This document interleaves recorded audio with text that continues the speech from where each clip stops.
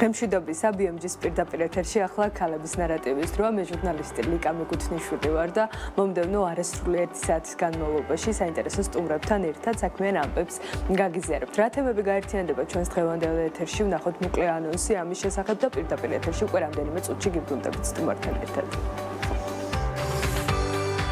საქმიან კვირას და სამშაბათი დღის დასაწყის ქალების ნარატივით ვაგრძელებთ და BMG-ის გამორჩეულ ტელეპროექტში 4 ნოემბერს 11 საათსა და 30 წუთზე მასპინძლობთ სალომე ნეფარიძეს და ბექა კოკაიას. ოჯახური ტრადიციები თანამედროვე შეფუთვაში ამ იდეით კომპანია ოჯახურმა სუნელ-სანელებლების წარმოება ზუსტად 15 წლის წინ დაიწყო სწორი სტრატეგიითა და განვითარების უწყვეტი პროცესით ბრენდმა გაფართოება მალევე შეძლო და თავის მხრივ ეს პროდუქციის ასორტიმენტზეც აისახა. დღეს ოჯახური მხოლოდ სუნელ-სანელებლების მწარმოებელი კომპანია აღარ არის და ბრენდის ქვეშ მარინადები, ჯემები და соусებიც ერთიანდება. როგორი იყო წელი კომპანიისთვის და რა სიახლეებს უმზადეს მომხმარებლებს, ამ თემებზე საუბრობთ ქალების ნარატივის სტუმარი, ოჯახურის მარკეტინგისა და საზოგადოებასთან ურთიერთობის მენეჯერი სალომე ნეფარიძე იქნება. 7 ღვინოში მოხდა რებრენდინგი. ამიერიდან ქართული ქვევრის ტექნოლოგიით დავარგებული ღვინო ახალი ეტიკეტით ჩამოისხმება. 7 ღვინოს ტრადიციულ ეტიკეტში ევროპული ტექნოლოგიის ღვინოები გამოვა, რაც ნიშნავს ახალი ეტიკეტი და რა კონცეფციის მატარებელია, აგრეთვე რა სიახლეები და გეგმები აქვს ღვინის კომპანიას, დეტალებზე ქალების ნარატივის სტუმარი 7 ღვინოს დამფუძნებელი ბექა კოკაია ისაუბრებს. სიახლეებით ქალი მეწარმეების შესახებ და მათი საქმიანი ისტორიებით ყოველ სამუშაო დღეს ზუსტად 11 საათსა და 30 წუთზე BMG-ის პირდაპირ ეთერში ტელეგადაცემა, რომელიც არ უნდა გამოგრჩეთ. ქალების ნარატივი. დავბრუნდით პირდაპირ ეთერში და გადაცემის ამ ნაწილში სანელებლების მწარმოებელს სრულად და ბოლომდე ქართულ ბრენდზე ოჯახურზე გიყვებით, რომელიც უკვე 15 წელია ოპერირებს და სანელებლების მიღმა მარინადების, ჯემებისა და соусების რეალიზაციასაც უზრუნველყოფს. წლის მიწურულისკენ კომპანიის მონაგარი ჩვენებურად რიცხვებში უნდა მოვიკითხოთ ოჯახური შედეგებსა და გეგმებს ლოკალური თუ გლობალური ბაზრებიდან. ახლა კომპანიის მარკეტინგისა და საზოგადოებასთან ურთიერთობის მენეჯერი გაგვიზიარებს სალომე ნეფარიძე გვერდდება პირდაპირ ეთერში. სალომე, ძალიან დიდი მადლობა თქვენი დროისთვის, სტუმრობისთვის ჩვენთან და პრინციპში გასულ წელს მოვიკითხეთ ოჯახურის ამბები, მაგრამ ერთ წელში დარწმუნებული ვარ, რომ ბევრი მოსაყოლი დაგიგროვდებოდა თამასობაში და მინდა რომ წლის შეჯამებით დავიწყოთ. ეს 3 კვარტალი როგორი იყო, აი დასაწყისიდან ამ დროის მონაცემებამდე კომპანიისთვის, რა დინამიკა შეინიშნებოდა, ადგილობრივი ბაზრით დავიწყოთ, ის სიახლეები გაგვაცანით, რაც პრინციპში დაგროვდებოდა ამასობაში თქვენს. მოგესალმებით ლიკუნა, მადლობა მოწვევისთვის, მივესალმებით თქვენს მაყურებელს. ყოველთვის ასიამოვნოა ჩვენთვის თქვენთან ერთად ამ სტუდიაში ყოფნა. გასული წელი იყო წარმატებული, თუ გადავხედავთ ციფრებს, 2025 წლის 3 კვარტალი რომ შევაჯეროთ, გასული წლის ამავე პერიოდთან შედარებით დაახლოებით 7%-მდე ზრდა გვაქვს გაყიდვებში, როგორც ადგილობრივ ბაზარზე, ასევე ექსპორტის მიმართულებითაც. ველოდებით, რომ წლის ბოლომდე ეს მაჩვენებელი დაახლოებით 15%-ს მიაღწევს. ყველაზე ისეთი აქტიური პერიოდი გველოდება, იცით ახალი წელი და ამ პერიოდისთვის მზადება უკვე დავიწყეთ საწარმოში და გაორმაგებული ძალებით მუშაობთ ამ მიმართულებით. წელი იყო საკმაოდ წარმატებული, ნაყოფიერი, შრომატევადი და კონკურენტუნარიანი, რადგან მრავალფეროვანი არჩევანი საშუალება მივცეთ მომხმარებელს, რომელიც დადგება ჩვენს სტენდიდან და გადაწყვეტს შეარჩიოს მისთვის ასველი პროდუქტი. გამოწვევებიც იყო მიმდინარე წელს, თუნდაც შემიძლია დავასახელო 2 ფაქტორი, ეს არის ხარისხიანი ნედლეულის მოპოვება.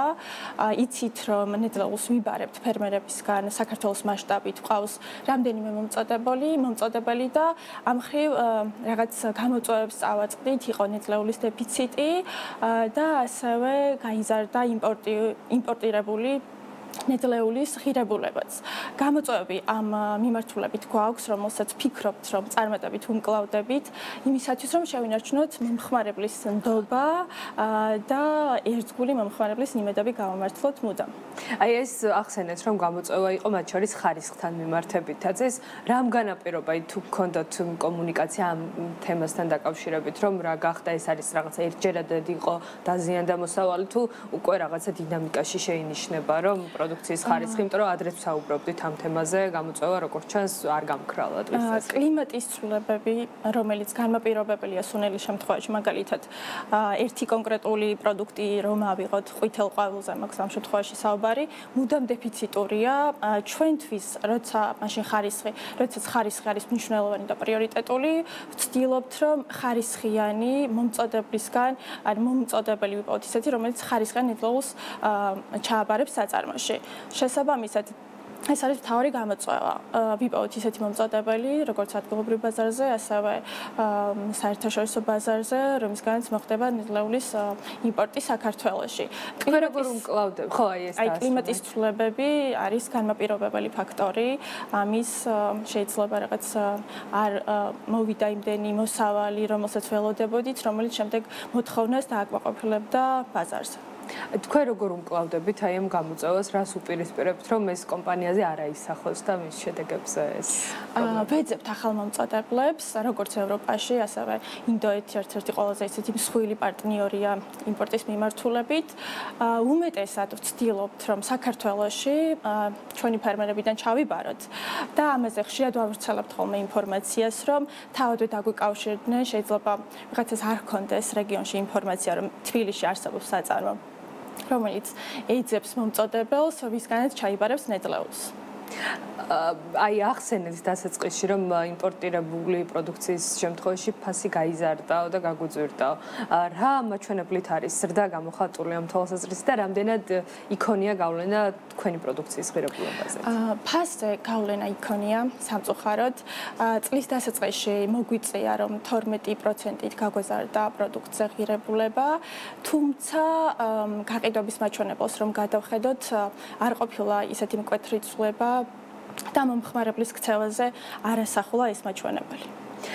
როგორი არის შედეგები ამ შემთხვევაში გაფართოების პორტფელის მეტად გამრავალფეროვნების და მათ შორის ახალი ობიექტების ათვისების თვალსაზრისითაც? გეტყვით, რომ საქართველოს მასშტაბით 3000-მდე ქსელურ მარკეტს, მსხვილს, საშუალოს თუ მცირე ობიექტს ფარავთ. საამაყოა ეს ჩვენთვის და ვცდილობთ, რომ უფრო გავზარდოთ ეს რიცხვი წლიდან წლამდე და ამას ემატება ექსპორტის მიმართულებაც. იცით, რომ 13-მდე ქვეყანაში გაგვაქვს ექსპორტი, მათ შორის არის ევროპის ქვეყნები, მათ შორის ინგლისიც დაგვემატა, ინგლისში ყავს ორი პარტნიორი, კანადაში, ამერიკაში არის შესაძლებელი ჩვენი პროდუქციის შეძენა და ამ მხრივ ძალიან ბევრს მუშაობთ. მოდი ახალ ბაზრებზე, რადგან სიახლე არის და ჩვენს ეთერში პირველად ხართ ამ ამბით, მინდა რომ ინგლისის ბაზარზე უფრო მეტი დეტალი გავიგოთ. რითი აღმოჩნდა ეს ბაზარი თქვენთვის საინტერესო და თქვენ მათთვის, ასე ვთქვათ, რა საპარტნიორო კავშირებს ჩაეყარა საფუძველი, რამდენად მათ შორის დიდ წილზე გვაქვს საუბარი ჯამურ ექსპორტში? იცით, ზოგადად ევროპაში, მათ შორის ინგლისშიც, თუ კონკრეტულად ინგლისს შევეხებით, საკმაოდ რთულია საქართველოდან ისეთი პატარა ქვეყნისთვის, როგორც არის საქართველო, ექსპორტის წარმოება, რადგან ყველა ქვეყანას აქვს თავისი რეგულაციები. რაც შეეხება უშუალოდ ამ პარტნიორობის ჩამოყალიბებას, ჩვენთან გვაქვს ესეთი ორი მიდგომა. ჩვენს ვეძებთ პარტნიორებს სხვადასხვა ქვეყნებში და ასევე თავადვე გვიკავშირდებიან იმ ქვეყანაში მცხოვრები ქართველები, რომელმაც იციან ჩვენი პროდუქტის გემო, ხარისხი და სურვილი აქვთ, რომ ეს ქართული ტრადიციები და ავთენტური გემოები იქ ადგილობრივებსაც, უცხოელებსაც გააცნონ და შეიტანონ იქაურ ბაზარზეც. ეს ჰორეკა სექტორთან არის ძირითადად თანამშრომლობა თუ უფრო რითეილი? რითეილით და ჰორეკაც ორივე მიმართულება ჩვენთვის პრიორიტეტული და მნიშვნელოვანი. ეს ძირითადად ეხება ქართულ რესტორნებს, ქართულ რესტორნებს და არა მხოლოდ. არის ისეთი ობიექტები, რომლებიც ინტერესდებიან რაც მონოსანელებლებით და ისეთი გემობით, რომელიც შეიძლება უცხოელისთვის იყოს საინტერესო და რაღაც ახალი და სიახლის მომტანი. რამდენად გამოიკოთა მოთხოვნა, აი რა პერიოდია, რაც უკვე შესული ხართ ბრიტანეთში და რამდენად არის თქვენთვის ზრდადი ბაზარი ეს და პერსპექტიული, რა გამოიკვეთ? პერსპექტიული ნამდვილად არის, თუ დავაკვირდებით და ისევ ციფრებს გავყვებით, გვაჩვენებს ეს მონაცემები, რომ ექსპორტის პირველი პარტია, როდესაც გავუშვით ინგლისში, გაცილებით გაზრდილია ეხლა ის რიცხვი და გვაჩვენებს ეს ზუსტად იმ ტენდენციას, რომ მოთხოვნა იზრდება და ვცდილობთ, რომ მაქსიმალურად დავაკმაყოფილოთ ეს მოთხოვნაც. სხვა საექსპორტო ბაზრებიც მიმოვიხილოთ ამასობაში, პრინციპში სტატისტიკა აჩვენებს, რაც ბოლო მონაცემები ამოვიღეთ, რომ დაახლოებით 40%-ზე მეტით არის შემცირებული აი ამ ასე ვთქვათ სამი კვარტლის ჯამში სანელებლების ექსპორტი საქართველოდან. თქვენ შემთხვევაში თუ იკვეთება ასე ვთქვათ შემცირების ტრენდი და რა რეალობაა ასე ვთქვათ საერთაშორისო ბაზრებზე პოზიციონირების? ჩვენ შემთხვევაში შემიძლია გითხრას, რომ მსგავსი დეფიციტი არ გვიფიქსირდება. ყველაზე ისეთი მსხვილი პარტნიორი, რომელთანაც მჭიდრო კავშირი დავამყარეთ და შესაბამისად გაყიდვებშიც აისახა ეს ყველაფერი, შემიძლია გამოვყო კანადა და პოლონეთი. მოთხოვნა იზრდება და თითოეული ექსპორტი, რომელიც იგზავნება რაღაც თვეების განმავლობაში, არის იმაზე გაცილებით მეტი, ვიდრე იყო წინა პერიოდში. დაახლოებით რა წელი უკავია ამ ორ ბაზარს? რატომ გამოყავით? რა მნიშვნელობა აქვს თქვენთვის თქვენ საექსპორტო პორტფელიში? წილებთან დაკავშირებით ესე რომ არ ჩავუყმავდე მაგ საკითხს, თვითონ გაყიდვების მაჩვენებელი გვაჩვენებს, რომ ეს ორი ქვეყანა გამორჩეულად მზარდია, გამორჩეულად არის დაინტერესებული თავად ბაზრიდან, მოთხოვნა, ჩვენ შეიძლება რაღაც ისე ვუყურებდეთ თავიდან, რომ რაღაც კონკრეტულ პროდუქტზე არ იქნებოდა მოთხოვნა, მაგრამ ბაზარი გვაჩვენებს საერთოდ სხვა მიმართულებას, როცა რაღაც კონკრეტულად რაღაც 10 სახეობის პროდუქტი გავუშვით და სატესტოდ ასე ვთქვათ შევხედეთ როგორ გაიყიდებოდა, როგორ იქნებოდა მომხმარებლის უცხოელი მომხმარებლის ქცევა ამასთან დაკავშირებით, საკმაოდ კარგად წამოყვა, დაინტერესდნენ ქართული პროდუქციით და საინტერესო აღმოჩნდა მათთვის. აი რომ რაღაცნაირად შევაჯამოთ ამ საექსპორტო ბაზრების მონაცემები, აი რას აჩვენებს? ეს რაღაცა სუნელები მაინც არის რაღაცა უფრო ქართული გემო, უფრო ავთენტური, ჩვენებური, აი რამდენად არის მისაღები, აი მრავალფეროვანია, ხო? კანადა, ამერიკა, სხვა კონტინენტი, იგივე ევროპაც ამ თვალსაზრისით, ანუ აქაც მრავალფეროვნება გაქვთ კონტინენტების და ანუ ქვეყნების ცხადია. რამდენად არის ეს ქართული გემო მათთვის მისაღები და რამდენად არის მათ შორის აი რა ვიცი არაქართული თუნდაც რესტორნებისგან არაქართული რიტეილისგან მოთხოვნა რომ რაღაცა ტრანსფორმაცია გაუკეთონ და თუნდაც სხვა მიმართულებით გამოიყენონ. თუ მაინც უფრო ქართველები სადაც ჭარბობენ და სადაც ბიზნესს აკეთებენ იქ იყიდება უფრო მეტად. აი სწორად აღნიშნეთ, ჩვენი მომხმარებლები ძირითადად უცხოეთში არიან ქართველები. თუმცა არ დავუკარგოთ ის თავისი წელი უცხოელებსაც, აინტერესებს პირიქით ძალიან დიდი დაინტერესება, მაგალითად ბოლო ესეთი შემთხვევა მახსენდება, რომ ერთ-ერთმა ტურისტმა, რომელიც ამ ზაფხულს იმყოფებოდა საქართველოში, შვეიცარიიდან მოგწერა, რომ თუ შეიძლებოდა მათ ქვეყანაში ჩვენი პროდუქტის შეძენა ან საერთაშორისო მიწოდება თუ გვაქვს. ვფიქრობ, რომ სწორედ ეს სპეციფიურობა, რაც ქართულ გემოებს ახასიათებს, არის უცხო მათთვის და საინტერესო. ყველაზე დიდი ინტერესი სწორედ ეს იწვევს მათში და ეს მოსწონთ სუსტად. აი ამ მოთხოვნას თუ აკმაყოფილებთ, რაც ახლა შვეიცარიელმა ვცდილობთ მაქსიმალურად შვეიცარიის გარდა, მაგალითად საფრანგეთშიც გვაქვს ექსპორტი, მაგრამ ექსპორტამდე რამდენიმე ქართველს მოგწერა, გთხოვა გაგზავნა ჩვენი პროდუქციის და რა თქმა უნდა ეს მოთხოვნა დაუკმაყოფილეთ. კი ბატონო, ადგილობრივ ბაზარზეც მინდა რომ ვისაუბროთ წარმოების ნაწილში, რამდენად გაზარდეთ გამომდინარე იქიდან რომ დაგემატათ ახალი ბაზრები, აქაც რიტეილშიც გააფართოვეთ, ასე ვთქვათ, თქვენი პოზიციები და გაიმყარეთ, ეს თავის მხრივ ითხოვს შესაბამისად მიწოდების მასშტაბის ზრდას, ხო, მოთხოვნის პროპორციულად. რა ხდება ამ ნაწილში წარმოებაში?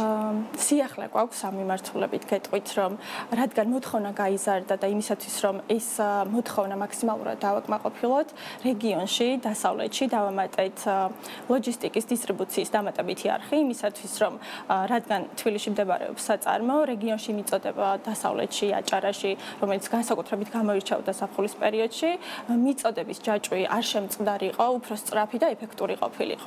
ეს სად გაკეთდა რა მოცულობის პროექტთან გვაქვს? ქუთაისში დამატებითი რაღაც ობიექტი გავხსენით, რომელიც უზრუნველყოფს დასავლეთ საქართველოს სწრაფ და ეფექტურ მომარაგებას. სრულად ფარავს კი ბატონო, სრულად ფარავს ამ ეტაპზე, თუმცა ვფიქრობთ, რომ უფრო გავაუმჯობესოთ ამ მიმართულებით მუშაობა და მომდევნო წლის გეგმაში სწორედ ეს მიმართულებაც დავისახოთ.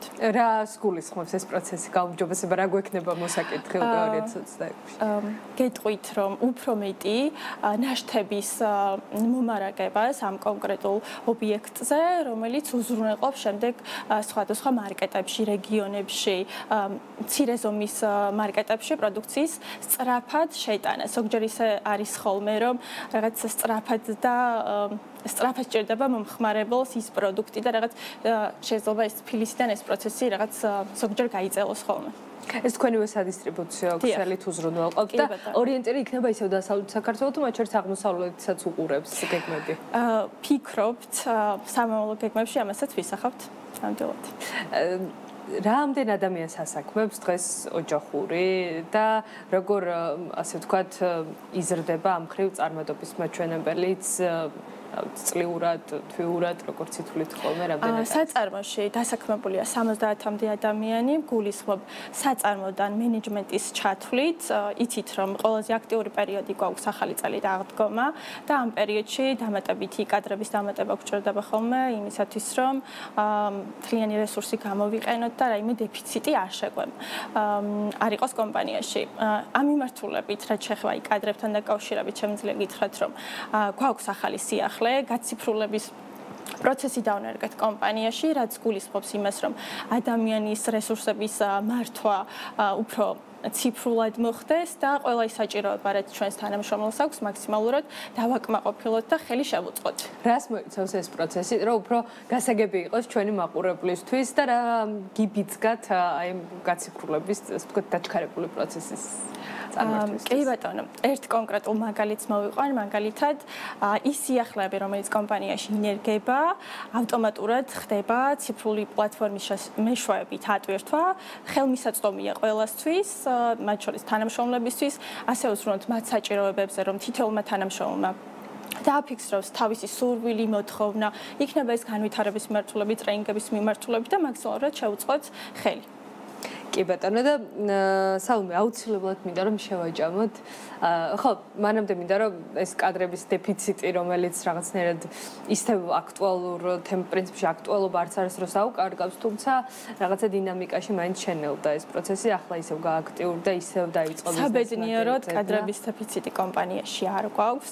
ვცდილობთ რომ მაქსიმალურად გამოვიყენოთ ის რესურსები, რომელიც გვაქვს და განვავითაროთ ჩვენი თანამშრომლების ინტერესები, ცნობიერება, ასევე ერთ სიახლესაც, რომელიც დავნერგეთ და საქართველოს გაეროს გლობალური შეთანხმების საქართველოს ქსელის წევრი გახდა ოჯახური მიმდინარე წელს, როგორც პასუხისმგებლობიანი კომპანია, ჩვენთვის ძალიან დიდი პასუხისმგებლობა ეს, რაც გულისხმობს ნარჩენების მდგრად მართვას, გარემოზე ზრუნვას, დაწყებული საწარმოდან და დამთავრებული იმით, რომ ამავდროულად პირველ რიგში ჩვენი თანამშრომლების ცნობიერება, ესეც ერთ-ერთი სიახლეა, რომელიც გვაქვს კომპანიაში ამ მიმართულებით. და გეგმები რას უყურებს? მიღმა იმისა, რომ დასავლეთ საქართველოში უნდა გაძლიერდეს მიწოდება ლოკალურ თუ გლობალურ დონეზე საითკენ აქვს ხეზი აღებული? ფიქრობთ, რომ საქართველოს მასშტაბით ახალი პროდუქტები დავამატოთ და ამისთვის პირველ რიგში გავიგოთ მომხმარებლის აზრი, რასურს ბაზარს, რა იკვეთება, რა ტენდენციები და რა საჭიროებები აქვს და ამ კვლევის მიხედვით შემდეგ გავაანალიზოთ ეს პროცესები და შევთავაზოთ სიახლე მომხმარებელს, რომელიც სარგებლიანი იქნება მათთვისაც და ჩვენთვისაც. რამდენი სახეობის პროდუქტია და 90-მდე დასახელების სუნელ-სანელებელი გვაქვს და ჩვენი მეორე მიმართულება რაც არის ჯემები, კომპოტები, მარინადები, ეს უფრო ექსპორტის ხაზია და ამ მიმართულებითაც ბევრს მუშაობთ, რომ თუ კი დაინტერესება და მოთხოვნა იქნება ქართულ ბაზარზე, ადგილობრივ ბაზარზეც დავამატოთ ეს სახეობები. ძალიან დიდი მადლობა, სალომე, წარმატება ყველა მიმართულებით, რაშიც და როგორც არის ოჯახური ჩართული და საინტერესო ნაყოფიერი შედეგები თქვენს ანგარიშზე. სალომე ნეფარიძე, ოჯახურის მარკეტინგისა და საზოგადოებასთან ურთიერთობის სამსახურის მენეჯერი იყო ჩვენი სტუდიაში. სტუმარი, რაც შეეხება მურიგ თემას. ტოსკანაში იტალიის ერთ-ერთ გამორჩეულ რეგიონში ადგილობრივი ხელისუფლება მოსახლეობის კლების შესაჩერებლად უცხოელებსა და იტალიელებს საცხოვრებლად გადასვლას თავაზობს. სოფელი რადიკონდოლი, რომელიც წარსულში დაახლოებით 3000 ადამიანს ითვლიდა, დღეს მხოლოდ 966 მაცხოვრებელს აერთიანებს. მუნიციპალიტეტმა ამ პროცესის შესაჩერებლად წამოიწყო პროგრამა, რომელიც ახალ მოსახლეებს ფინანსურ დახმარებასა და სხვა სტიმულებს თავაზობს. აი რას და როგორ უკვე ჩვენს ვიდეო ისტორიაში გიამბობთ და რეკლამის შემდეგ ძალიან საინტერესო თემით და სტუმრით დაგიბრუნდებით პირდაპირ ეთერში.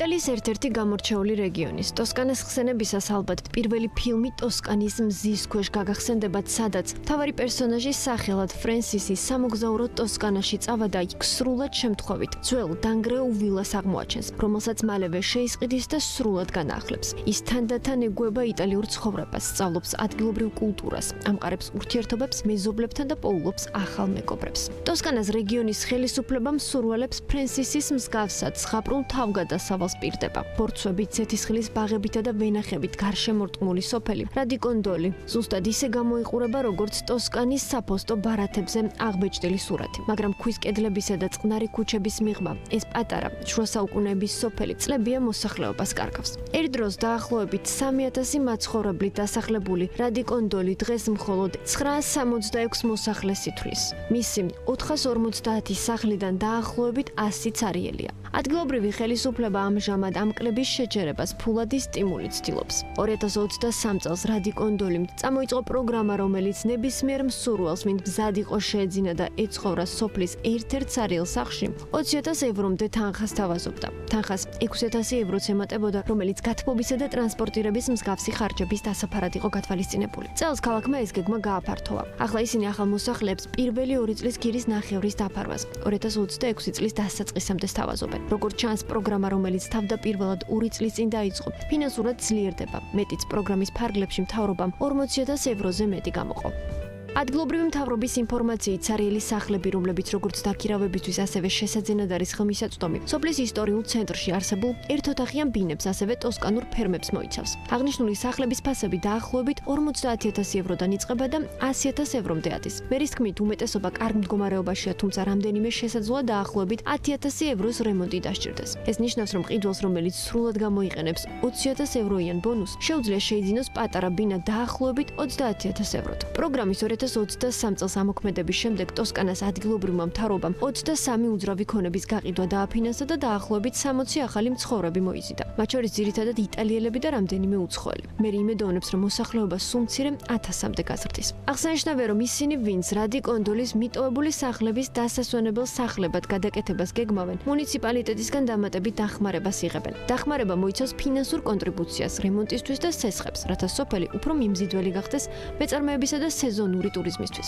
მუნიციპალიტეტი დამატებით მხარდაჭერას თავაზობს მათაც, ვინც ქონებას არემონტებს. რადიკონდოლში დასახლებული უცხოელი ოჯახები კი საუნივერსიტეტო გრანტებსა და სასკოლო სახელმძღვანელოების ვაუჩერებს იღებენ, რაც ბავშვებთან ერთად გადასვლას ამარტივებს. რაც შეეხება თავად რადიკონდოლს, სოფელში მოსახლეობის კლებამ 1950-იან წლებში დაიწყო, როდესაც ახალგაზრდა მაცხოვრებლებმა უფრო დიდ ქალაქებში სამუშაოდ წასვლა დაიწყეს. სოფელში ყოველწლიურად დაახლოებით 15 ხანდაზმული ადამიანი კვდება, მაშინ როცა მხოლოდ 3 ბავშვი იბადება. მერს იმედი აქვს, რომ ახალი პროგრამა სოფელს დაუბრუნებს იმ დიდებასა და სიცოცხლის უნარიანობას, რითაც ის მე-14 საუკუნეში იყო ცნობილი. მაშინ, როდესაც რადიკონდოლი მატყლის წარმოების ცენტრად მიიჩნეოდა.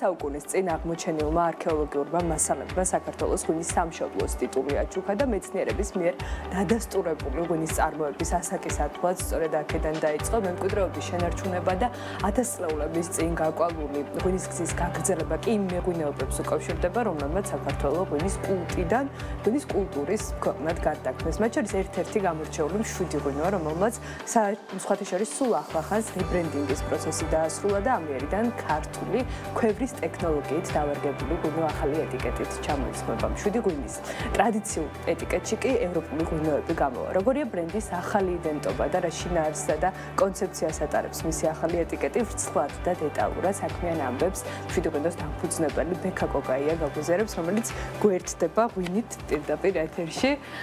ბექა, მადლობა ძალიან დიდი სტუმრობისთვის და თან მოხვედი ძალიან ბევრი ამბით და სიახლით, რაც კიდევ უფრო მნიშვნელოვანია ჩვენთვის. სანამ წელს შევაჯამებდით და ესეც საინტერესო არის წლევანდელი რთველი, მინდა რომ რა თქმა უნდა რებრენდინგის პროცესიც დავიწყო. რა შეიცვალა? მარტო ვიზუალურ ცვლილებას არ გულისხმობ. შინაარსი და ფილოსოფიაც რამდენად შეეცვალა 7 ღვინოს. პირველ რიგში დიდი მადლობა მოწვევისთვის კიდევ ერთხელ და 7 ღვინის მხარდაჭერისთვის. რებრენდინგზე ხო, მინდა მეც ვარ სიტყვა თქვა და მაგით ვარ ღვინი წარმოდგენილი. მიუხედავად იმისა, რომ თვითონ 7 ღვინის ეტიკეტი რომელიც უკვე 5 წელია ბაზარზეა და ნამდვილად დაიმკვიდრა თავი და ძალიან მიყვარს. ესეთი ამბავი იყო რამდენიმე თვის წინ 7 ღვინო ამ ეტაპზე მოგეხსენებათ რამდენიმე ქვეყანაში იყიდება, ერთ-ერთი არის ამერიკის შეერთებული შტატები. და როდესაც ამერიკაში გავშვით ღვინო, რამდენიმე ბარში შევიდა ვაშინგტონ DC-ში, დედაქალაქში, ეს ძალიან დიდი პატივი იყო ჩემთვის. იქაური ადამიანი ვინც არის, ვინც უშუალოდ ამარაგებს იქაურ ბარებს, მოკლედ ფიდბექს იღებს მე მომხმარებლისგან და ეს აღმოვაჩინეთ, რომ როდესაც ჩვენს ღვინოს სვავდნენ იქაური მომხმარებლები, ქართული ღვინის შესახებ ინფორმაცია არ ქონდათ, ამიტომ სვავდნენ ძალიან ბევრ კითხვას. აქედან მე გაჩნდა ესეთი იდეა და რადგან ღვინის მარკეტინგის ლექტორიც ვარ, ასე მივხვდი და მარკეტერიც ხარ პროფესიით. კი, ცხადია, მაგრამ ამ შემთხვევაში ღვინის შემთხვევაში გადავწყვიტე, რომ ისეთი რაღაცა მომიფიქრებინა რომ ჩემი ღვინის ეტიკეტში ქართული ღვინის ისტორიაც რაღაცნაირად ისე ყოფილიყო, რომ როცა მომხმარებელი ბოთლს შეხედავდა და რაღაც მცირე აღწერას წაიკითხავდა, ქართული ღვინის შესახებ მეტი ინფორმაცია ცოდნოდა. ზოგადად ამათ ჩემს სტუდენტებსაც ვეუბნები და ეს მართლა ესეა, ჩვენ ქართული მეღვინებიდან განსაკუთრებით მცირე მარნები, რომელსაც სხვანაირი ფასი აქვს კიდე ინდუსტრიული ღვინო კარგია რა თქმა უნდა და სხვა საფასო კატეგორიაში შეიძლება გადიოდეს, მაგრამ ესეთ ღვინოებში არის მეტი ადამიანური რესურსი ჩადებული, ნაკლები მექანიზაცია, ნაკლები სულფიტი შესაბამისად რომ აგიტომოთ მცირე მარნის ღვინო ცოტა უფრო განსხვავებული ფასი ღირს, ხო? შესაბამისად ღვინის მოყვარული ადამიანი, რომელსაც ეს მცირე მარანი აინტერესებს, ისტორიით ყოველთვის ინტერესდება. ეს ფიდბექი ყოველთვის ქონდა ხოლმე. საქართველოშიც მათ შორის როცა უცხოელი ყიდულობდა ხოლმე ღვინოს, ხშირად აი QR-ით გადმოდიოდა ჩვენ ვებგვერდზე, იმიტომ რომ ნახულობდით სტატისტიკას. საბოლოო ჯამში მივხვდით, რომ აქ ეს ისტორია უნდა მოგვეყოლა ახალ ბრენდინგში. მე ვთვლი, რომ ქართულ ღვინოს ბევრად მეტი პოტენციალი აქვს, ვიდრე ხა იყიდება. ანუ არ ვთვლი, რომ ქართველი მცირე მარნები ამ ეტაპზე არიან ერთმანეთის კონკურენტები. იმდენი ცარიელი ადგილია, სადაც ჩვენი ღვინის დადება შეიძლება, რომ პირიქით მე თუ კარგად გავაკეთებ ჩემი ღვინის მარკეტინგს, ერთი ხელით, მეორე ხელით ავტომატურად ვაკეთებ ზოგადად ქართული ღვინის მარკეტინგს და აი სიტყვაზე შენც თუ მარანი გაქვს და მეც თუ მარანი მაქვს, შესაძლოა ჩემს დისტრიბუტორს შენი ღვინოც შევთავაზო, იმიტომ რომ მრავალფეროვნება უნდა მას.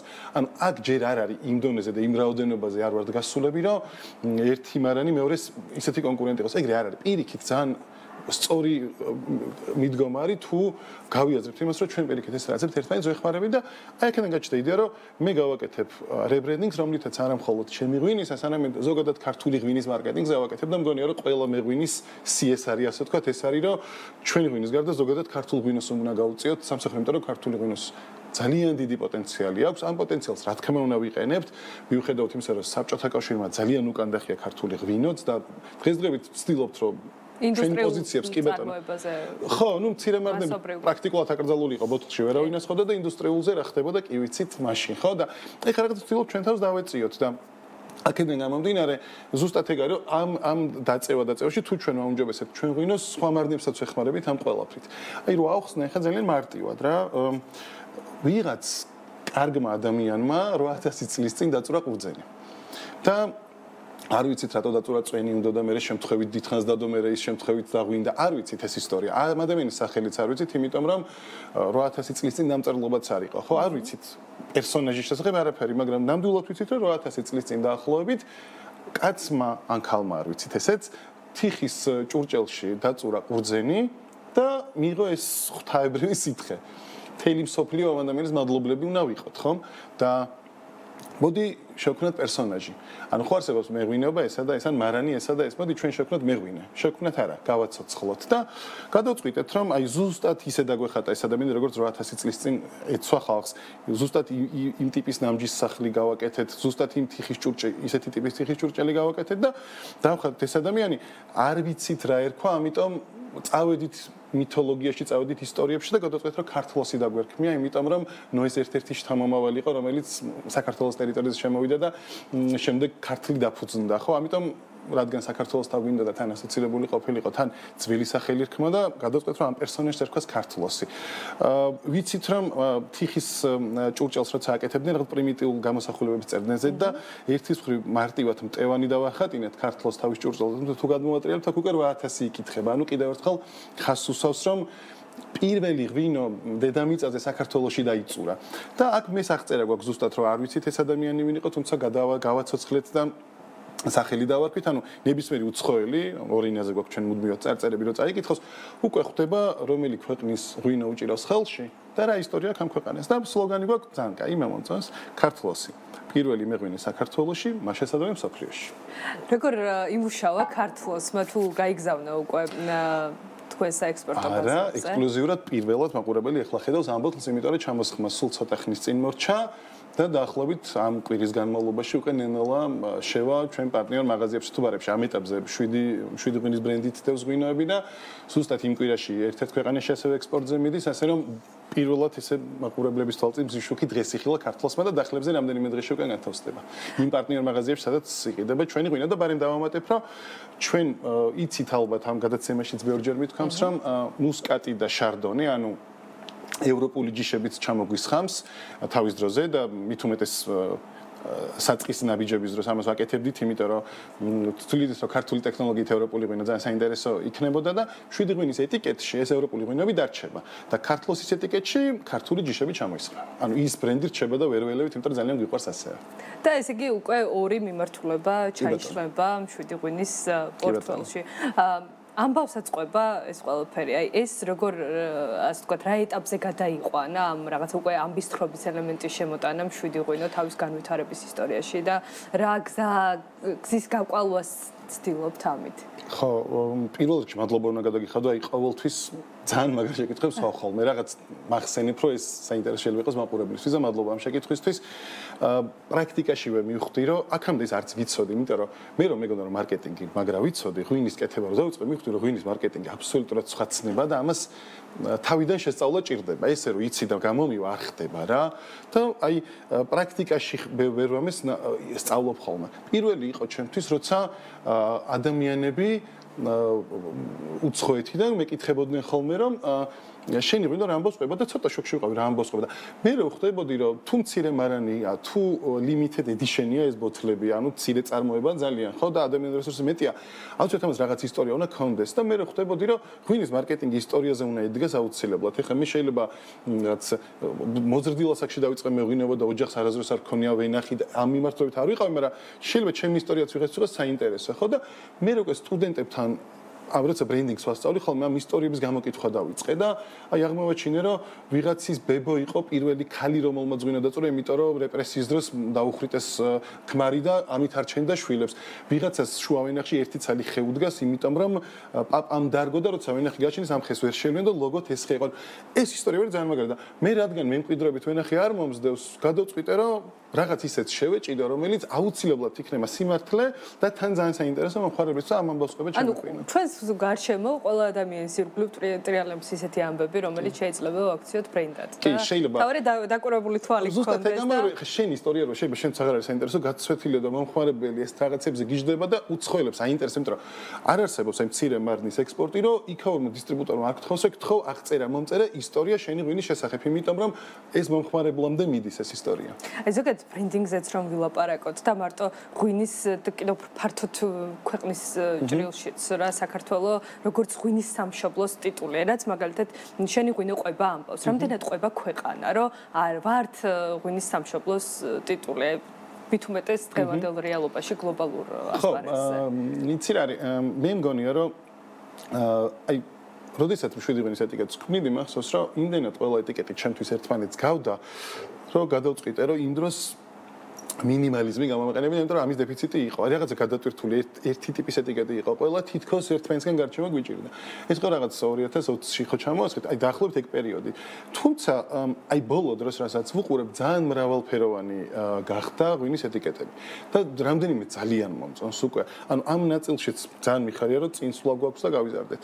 ამ ამბავს თუ ყვება ქართული ღვინო და ალბათ რაღაც დოზით ყვება, აი კიდევ ერთხელ ვიტყვი რაც თავში ვთქვი, ეს არის მარნების დამსახურება პირველ რიგში და ესეც უნდა იყოს პრინციპში. ანუ რომელსაც სწორება აქვს ხარისხზე. ზუსტად ეს მეღვინეები ალბათ ვართ ეს რაღაცა თითო აგური, რომელიც ამ რაღაცას აშენებს, რომ თელ სოფლიოს უთხრათ ამბავი, რომ შესაძლოა მე-20 საუკუნე, როცა რა ტექნოლოგიური გარდამტეხი საუკუნე იყო, მთელი მსოფლიო წინ წავიდა და მათ შორის თითქმის მეღვინეობა ძალიან დაიხვეწა და ჩვენ ამ დროს დაგვაპაუზა საბჭოთა კავშირმა და ამიტომ ცოტა ჩამორჩენა გვაქვს იმ საფრანგეთი იქნება იტალია თუ ესპანეთი თუ პორტუგალია და ასე შემდეგ, მაგრამ იქიდან გამომდინარე, რომ ძალიან დიდ ცოტა ხანია რაც საქართველოს დამოუკიდებელია და მცირე მარნებს ლეგალურად წარმოების უფლება მიეცათ და ასე შემდეგ, აი ამ ყველაფრიდან გამომდინარე, მგონია რომ საკმაოდ პროგრესირებენ მარნები თვითონ. კი, მარნები ერთი არას ქმნიან და საკუთარი ძალისხმევით, ამასაც ხაზგასმით აღვნიშნავ, რა გააქვთ ქვეყნის ფარგლებს მიღმა ერთეული შემთხვევით, მაგრამ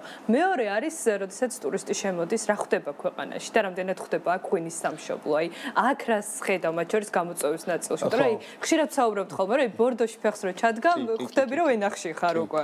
ხო, ამ ნაწილში ცხადია მგონია, რომ მეტი, არ ბევრად მეტის გაკეთება შეიძლება, მგონია, რომ რაღაც დოზით შეიძლება რაღაცას ვაკეთებთ, მაგრამ ალბათ ეს არ არის საკმარისი, თუმცა მე მაინც მემარჯვენე ვარ და მგონია, რომ საბოლოო ჯამში ეგეთ რაღაცები ისევ ხალხმა ისევ მეღვინება, ისევ ანუ მე არ მიყვარს ხოლმე ვინც არ უნდა იყოს ხელისუფლებაში, ესეთ რაღაცებში დიდი დოზით თავრობის ჩართულობა. თავრობამ შესაძლოა ბიზნეს მისცეს ანკესი, მაგრამ თევზი ბიზნესმა უნდა დაიჭიროს. მე ეგეთი მიდგომა მაქვს, იმიტომ რომ არ უნდა გაზარბაცდეს ბიზნესი და როდესაც ბიზნესი თვითონ ცდილობს რაღაც გაკეთებას, გაცილებით უფრო პროდუქტიულია, თუმცა მგონია, რომ აქაც რაღაც დოზით ხელშეწყობა საჭიროა, რომ სტარტი, ბუსტი იყოს რაღაცნაირად ამ მცირე მარნებისთვის. პირველ რიგში ბიზნესი ვეკრძნობს შემდეგ იმის გამომდინარე ბენეფიტებს. ხო, მე ზოგადად ყოველთვის ეგეთი მიდგომა მაქვს, რომ მთავრობამ ერთ-ერთი მთავარი რომ ხელი არ შეუშალოს ბიზნესს და დანარჩენი, ნუ საწყის ეტაპზე დატრენინგება, ცნობიერების ამაღლება, როგორ ხდება ექსპორტი, ეგეთ რაღაცები მნიშვნელოვანია, მაგრამ მე უკვე როდესაც ბიზნესი თვითონ აკეთებს ამ ყველაფერს, გაცილებით კარგი პროდუქტი იდება ხოლმე. თუმცა კიდევ ერთხელ ხა ბორდოში რო ჩახვალ რასაც გზნობ, სამწუხაროდ აქ ჯერ ესე არ იგრძნობა, მაგრამ ესეც იმ 70 წლიანი დაპაუზების ბრალია და მგონია რომ ეს პოტენციალი გვაქვს და ეს უნდა გავაკეთოთ ყველა. აი რა უნდა გააკეთოს? აი თქვენ რა ნაბიჯებს დგამთ და როგორ მუშაობთ ინდივიდუალურად თავზე ეტიკეტიდან ამბის თხრობამდე მთელ აი ამ ჯაჭვის ფარგლებში ეს გასაგებია, მაგრამ აი კიდევ ასე ვთქვათ ხვებმაც რა უნდა გაითვალისწინონ, რა ნაბიჯები უნდა გადადგან, რომ რაღაც აი ცოტა სტაგნაციის ეტაპიდან გამოვიდეთ და ვიმუშაოთ, რომ ხო აი აქაც რო ჩამოვლენ მიხვდნენ სად არიან და რა ისტორიის მატარებელია ეს ქვეყანა. ხო, ეს ძალიან გლობალური თემა და ძალიან რთულია რომ ესე ადგე და რეცეპტი თქვა არ ხდება. ზოგადად ეს რასაც როცა ვიჭიდებით ხოლმე მე პრაქტიკაში გამოჩნდება ხოლმე რაღაცები. ერთადერთი ჩემი უდიდესი სურვილია რომ როცა სტატისტიკას ვეცნობი ძალიან დიდი რაოდენობით ღვინო გადის რუსეთში ისევ. როდესაც 2006 წელს გვახსოვს ხო რა მოხდა რუსეთი რაღაცაზე გაბრაზდა ჩვენზე და თლიანად ემბარგო გამოაცხადა და უცებ ყველა ღვინის ბიზნეს პრობლემები შექმნა, იმიტომ რომ ის ბაზარი რომელზეც იყო ჩამოკიდებული დაიკეტა. ეს არის ძალიან გარანაკლები გამოწვევა ახლა ემბარგოს და რომელიც პირდაპირ უკვე ურტყამს ღვინოს. მე მგონია რომ ყველა მეღვინის მიზანი უნდა იყოს, რომ ღვინოების უდიდესი ნაწილი წავიდე ცივილიზებულ სამყაროში. კი ბატონო, ბენეფიტი იყოს ცალკე იქაც თუ გაიყიდება იმ ქვეყანაშიც, მაგრამ მთელი ძალისხმევა უნდა მოახმაროთ იმას, რომ უდიდესი ნახე მცირე მარნებს ალბათ არც გააქვთ რუსეთში, იმედი მაქვს, ნუ მე არც მიფიქრია არასოდეს, მაგრამ ინდუსტრიულებიც ჩვენც არავინ არ გვახსენდება. რაც უფრო მეტი ღვინო გავა ევროპასა და ამერიკაში და პროცენტული წილი იქნება დიდი, იქნება ძალიან კარგი პირველ ორი რაღაცის გამო. პირველი რომ ჩამოკიდებული არ იქნება არასტაბილურ ბაზარზე და მტრულად განწყობილ ბაზარზე, რომელსაც რა დროს რა მოუვლის არავინ არ იცის და მეორეს მხრივ ცივილების სამყაროში შენი ღვინის შესვლა ნიშნავს პოპულარიზაციას შენსაც იქ არ ხდება. ამიტომ თუ გაცილებით მეტი ღვინო გავა ცივილიზებულ სამყაროში და დასავლურ სამყაროში მეტი ინტერესი იქნება ამ ქვეყანაში და როცა ღვინის ინტერესით ტურისტების რაოდენობა მოიმატებს, ცხადია, мотиваციაც მეტი იქნება, რომ აქ ისეთი ინფრასტრუქტურა და ამბები დავახვედროთ, რომ რაღაცა, თუმცა არსებობს რამდენიმე ადამიანი, რომელიც ძალიან საინტერესო რაღაცებს აკეთებს ხოლმე ამისთვის, რომ ქართული ღვინის პოპულარიზაცია ადგილზეც გავაკეთოთ. ხო, აი მაგალითად შალოხეთ სურიანი, რომელსაც წლის განმავლობაში რამდენიმე საინტერესო ივენთი აქვს, ღვინის დაბადების დღე, საფერავის ივენთი და ეს მაგარი რაღაცაა რა და მეტი ესეთი ადამიანი და მეტი ესეთი ღვინოზე შეყვარებული ხალხი უნდა აკეთოს ეს მსგავსი ტიპის ივენთების ორგანიზება, რომ მთელ მსოფლიოს ვაჩვენოთ, რომ პირველი ამ მიწაზე დაიწერა ღვინო. აი ცივილიზებული სამყარო ახსენე და აი ამავე სამყაროს წიაღში მშვიდი ღვინოს განვითარების დინამიკა მინდა რომ მოვიკითხოთ და შევაჯამოთ. თან მით უმეტეს ისეთ ბაზრებზე პოზიციონირებთ ამერიკა, ფინეთი? ჩვენ ჯამში, ხო, აქამდე ზოგადად 5 ქვეყანაში ყოფილიყოთ, ამ ეტაპზე ზუსტად 3 ქვეყანაში იყიდებენ მშვიდი ღვინო, ეს არის ამერიკის შეერთებული შტატები, ფინეთი და გერმანია, ბერლინი 8000 მოსავლის დახმარებით. ხო, კიდე 2 ქვეყანა იყო, სადაც ამ ეტაპზე დაპაუზებული გვაქვს, იმიტომ რომ ის ჯიში არ ჩამოსხეთ, რაც მათ უნდა, თუმცა ესეც ცოცხალი პროცესია. პერიოდულად იცვლება ხოლმე, მაგრამ ჩვენი წარმოების რაოდენობიდან გამომდინარე, 3 ქვეყანა ძალიან მაგარი ამბავია და ძალიან ვამაყობ ამით, მით უმეტეს ჩემი ოცნება იყო შეერთებული შტატები და 2 წლის წინ ეს აგვიხდა და ხო. იმის მერე ყარად ხართ ამ ბაზარზე. თავიდან იყო ნიუ-იორკი და შარშან უკვე ვაშინგტონში ჩავიდა და ეს ცალკე ამბავია, იმიტომ რომ იქ კიდე სხვანაირი მსყიდველუნარიანი მომხმარებელია და გაყიდვების დინამიკასაც დაეწყო. Flat DC-ში. როგორი არის ეს დინამიკა? საინტერესო არის. აი თუნდაც ამ 3 კვარტლის ჯამში ან რაღაცა წელიწელს რომ შევადაროთ. ეს დეტალურ ციფრებში ეს არის ჰორეკა სექტორის მიმართულებით ხართ პოზიციონირებთ თუ მათ შორის რიტეილშიც როგორ ხართ წარმოდგენილი? იცით როგორ არის? ჩვენ ყავს იქ პარტნიორი, რომელიც თვითონ წვეთს მე რომელბარში როგორ გაანაწილოს, იმიტომ რომ რაოდენობებიდან გამნერა მცირე მაგრამ ცოტა სხვაგან შედის, ინდუსტრიულსა სხვაგან შედის, ის რამდენიმე ქართულმა ღვინოებასთან თანამშრომლობს, ძალიან კარგი კომპანია, ძალიან კომფორტული კომპანია, სხვათა შორის და კარგად აკეთებს ჩვენი ღვინის მარკეტინგს. ჩვენ რა რაღაც მასალას უძენით, ძალიან სწორად იყენებს მე ბაზარზე ამ ყველაფერზე ძალიან რო არ მოსაწყენი ციფრებით რო არ მოვახვიოთ თავს მაყურებელს, აი მარტივად რო თქვა, ამ ეტაპზე დაახლოებით ჩვენი წარმოების 40% იყიდება ექსპორტზე და დაახლოებით 60 ადგილობრივ ბაზარზე. ნუ ეს მინდოდა ისაც თავიდანვე რომ რაღაც 1/3-ზე ცოტა მეტი გარეთ გაყიდულიყო, იმიტომ რომ ეს არის ჩვენი ღვინის მარკეტინგი. შემცირება ხო არ შეინიშნება თქვენ შემთხვევაში, იმიტომ რომ ზოგადი სურათი ასეთია, რომ ექსპორტი მცირდება. ჩემ შემთხვევაში ჯერ არ ყოფილა, იმიტომ რომ ესა როგორც მე ვხვდები, უფრო დიდ რაოდენობებზე იგრძნობა ხოლმე, ხა მცირე მარნებს ალბათ ნაკლებად ამ ეტაპზე. და წელიც მინდა რომ შევაჯამოთ, რთველი დასრულდა უკვე, როგორი არის მოსავალი ხარისხობრივი რაოდენობრივი მაჩვენებლებით და როგორ უყურებ ზოგადად განვითარებას ადგილობრივ ბაზარზე თუ ექსპორტის. ხო, ბოლოდან დავიწყებ, რომ მე ძალიან მინდა რომ შვიდი ღვინო ბრენდი მცირე მარნის კატეგორიად დარჩეს და არ გადავიზარდოთ ინდუსტრიულ რაღაცა რა რაოდენობა გავზარდოთ, არსებობს რაღაცა ციფრები იმის მაღლა აღარ იცვლება მცირე მარნად. ამ ეტაპზე ეს არის 40000 ბოთლი. ანუ მე არ მინდა რომ მილიონიანი შვიდი ღვინის ბრენდი ყოველ შემთხვევაში შეგეთქავდეს, იმიტომ რომ უკვე ყველა გვიცნობს რომ ჩვენ ვართ მცირე მარანი და მცირე მარნის ღვინოს სხვანაირი ფასი აქვს, როგორც მონეტიზაციის ნაწილში, ისე ღირებულებების ნაწილში. ეს რაც მინდა რომ ესე იყოს, ამ ეტაპობრივად ვიზრდებით, თუმცა მშვიდად, წნარად, ნელა რომ რაღაცა ეს ხარისხით შენარჩუნებული იყოს. ხო, თველის ნაწილს რაც შეეხება, იყო მცირე პრობლემები, არის ნაცარი პერიოდულად ეს არის ვენახის დაავადება, რომელსაც რაღაც შეიძლება პრევენციულად ცოტა უშუალო, მაგრამ ხანდახან არის რომ ვერაფერს ვერ აკეთებ. ეს გამოწვევები მუდმივად არსებობს, თუმცა მზად ვართ ყოველთვის და ისე გვაქვს დაბალანსებული წინა მოსავლიდან რაღაცები დარეზერვებული, რომ თუ ცუდი მოსავალი იქნება ან სეტყვის გამო, ან გვალვის გამო, ან თუნდაც ნაცრის გამო, არ იყოს ნაკლოვანება. ყველა რთველის დროს, როცა ჩვენ ღვინოს ვასხოთ, რაღაც ნაწილს ვარეზერვებთ, რომ შემდეგ წელს თუ პრობლემა იქნება, დავაბალანსოთ. მოკლედ ეგ ყველაფერი გათვლილი გვაქვს და ეგრეა ხო. როდესაც სერიოზული პრობლემებია, ეს ასევე უფრო დიდ წარმოებებს უფრო დაეტყობათ ხოლმე. მცირებს მაინც შედარებით ნაკლებად. ყოველ შემთხვევაში არის იმის რესურსი, რომ შეინარჩუნოთ ხარისხი და ის დაგეგმილი, ასე ვთქვათ, შედეგები რეალიზაციის წინასწარ. კი, ამ ეტაპზე კი, ნუ იმიტომ რომ რაღაც როგორც ვთქვი, წინასწარ ყველაფერი გათვლილი გვაქვს და უკვე მე-6 წელია რომ ბაზარზე ვარ, გამოცდილებას შევიძინეთ რა რაღაცა სწორად მოვიქცეთ ხოლმე. ძალიან დიდი მადლობა ბექა, წარმატება თქვენ შვიდ ღვინოს და თქვენი სახელით ასე ვთქვათ, მთელ მცირე მეღვინეობას იმ მარნებს, რომლებიც რაღაცნაირად ცდილობენ რომ გლობალურ რუკაზე საქართველოს უპოვონ ადგილი და რაღაც ეს ჩვენი კულტურული ღირებულებების თარგმნონ ეკონომიკური შეცდა. ჩვენი მოგონილი სიტყვით. ამისკენ მივდივართ ნამდვილად. წარმატება ქართლოს და შვიდ ღვინოს და ლოკალურ თუ გლობალურ ბაზრებზე. კიდევ გაფართოება ბექა კოკაიამ შვიდი ღვინოს დამფუძნებელი იყო. ჩვენი გადაცემის ამ ნაწილის სტუმარი ასეთი იყო დღევანდელი გადაცემა. მე ხვალამდე გემშვიდობებით ვდროებით.